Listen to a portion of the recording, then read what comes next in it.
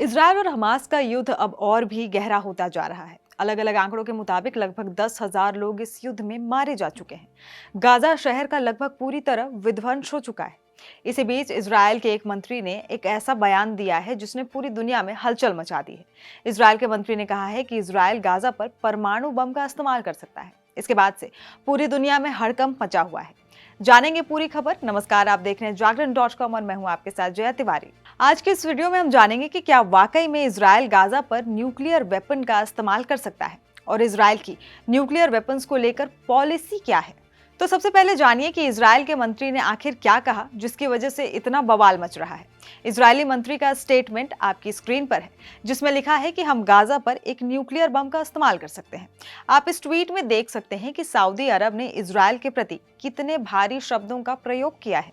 अब सवाल उठता है कि क्या वाकई में इजरायल गाजा पर एक परमाणु बम का इस्तेमाल करने वाला है। इसका उत्तर है नहीं, क्योंकि इजरायल के इस मिनिस्टर की स्टेटमेंट के बाद अब इजरायल के पीएम बेंजामिन नेतन्याहू ने कहा है कि इजरायल गाजा पर कोई भी न्यूक्लियर बम गिराने की प्लानिंग में नहीं है। और साथ ही इजरायल के पीएम ने उस मंत्री को पद से भी हटा दिया है जिसने गाजा पर न्यूक्लियर हमले की बात कही थी। अब आइए जानते हैं कि इजरायल की न्यूक्लियर यूज पॉलिसी क्या है, यानी इजरायल किस कंडीशन में अपने न्यूक्लियर बम का प्रयोग कर सकता है।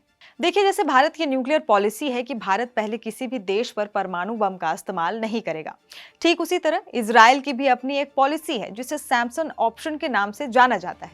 इस पॉलिसी के अंतर्गत इजरायल को जब लगेगा कि उसका अस्तित्व खतरे में है या इजरायल की जमीन पर कोई अतिक्रमण कर रहा है, तो इजरायल निश्चित ही न्यूक्लियर हथियारों का इस्तेमाल करेगा। यही नहीं, इजरायल तब तक न्यूक्लियर बम गिराना बंद नहीं करेगा जब तक दुश्मन देश पूरी तरह सरेंडर ना कर दे। उम्मीद है आप समझ चुके होंगे कि इजरायल की सैमसन पॉलिसी क्या है, और ऐसे ही इंटरेस्टिंग वीडियोस देखने के लिए आप सब्सक्राइब कीजिए दैनिक जागरण, और आप हमारे व्हाट्सएप चैनल को फॉलो भी कर सकते हैं।